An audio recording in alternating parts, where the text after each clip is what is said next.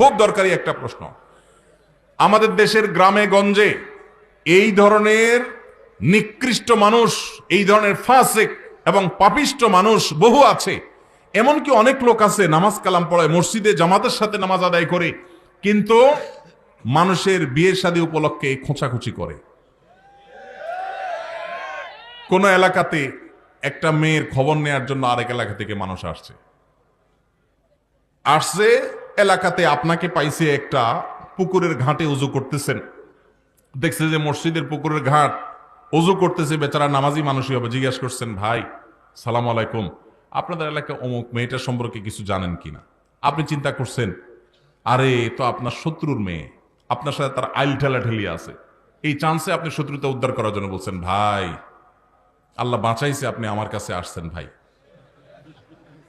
এই বইলা যে আপনি একটা শয়তানি শুরু করে দিলেন, আস্ত ডাহা ডাহা মিথ্যা কথা বলে ওই বিয়েটা ভাঙে দিলেন। এই কাজটা শুধু মিথ্যা না, আল্লাহর জমিনে আল্লাহর আরশ কাঁপার মতো সবচেয়ে ভয়াবহ অপরাধগুলোর মধ্যে থেকে একটি। কারণ এখানে একটা নিষ্কলুষ চরিত্রে আপনি কালিমা দিলেন, একজন নিরপরাধ মানুষ সম্পর্কে মিথ্যাচার করলেন, আবার নিজে মিথ্যা কথা বললেন, আবার ওই লোকটাকে অসত্য সংবাদ দিলেন, মিথ্যা সাক্ষ্য দিলেন। অনেকগুলো কবিরা গুনার সমাহার এখানে আছে। একটা কবিরা গুনাহ নয়, অনেকগুলো কবিরা গুনাহ একযোগে হচ্ছে, আপনি টেরও পাচ্ছেন না। জাহান্নামে যাওয়ার জন্য বেশি কিছু দরকার হবে না ভাই। আবার দেখা যায় নিজের পক্ষের লোক সম্পর্কে যদি জিজ্ঞাসা করে, ভাই অমুক ছেলেটা সম্পর্কে কি জানেন? ছেলেটা আপনার বোনের ছেলে, বাইগনা, আপনার কাছেই আসছে। আপনি চিন্তা করলেন, হায় হায় আল্লাহ বাঁচাইছে যে আরো জনের কাছে যায় নাই। আপনি বলতেছেন, ভাই আমাদের এই গ্রামে যদি একটা ফেরেশতার মতো ছেলে থাকে তো এই ছেলে আছে ভাই, একের ছেলে একের। এই ক্ষেত্রেও আপনি ওই মেয়েওয়ালাদেরকে, মেয়ে পক্ষকে মিথ্যা তথ্য দিয়ে তাদেরকে ক্ষতিগ্রস্ত করলেন, বিভ্রান্ত করলেন, মিথ্যা সাক্ষ্য দিলেন। এক্ষেত্রেও আপনি অপরাধী। তাহলে কি করবেন? যতটুকু সত্য ততটুকু বলবেন।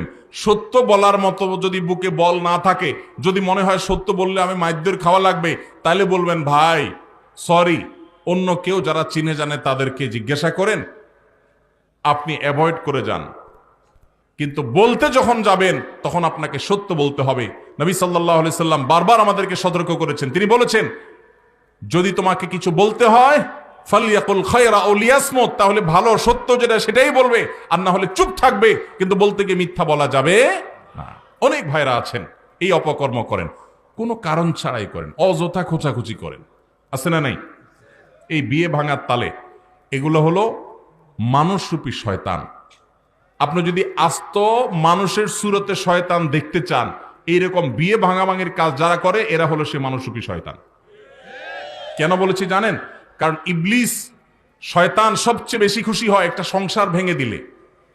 একটা সংসার ভেঙে দিলে শয়তান সবচেয়ে বেশি খুশি হয়, অন্য কোনো কাজে শয়তান এত খুশি হয় না। আর এই লোকটা একটা বিয়ে হতে যাচ্ছিল, মিথ্যা কথা বলে ভেঙে দিয়েছে, অথবা অজাগা বিয়ের ব্যবস্থা করে দিয়েছে মিথ্যা তথ্য দিয়ে।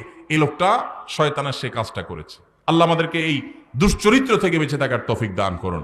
যারা এই সমস্ত খারাপ কাজের বদভ্যাস আছে, আল্লাহর ওয়াস্তে তারা ছেড়ে দেন, আল্লাহকে ভয় করেন।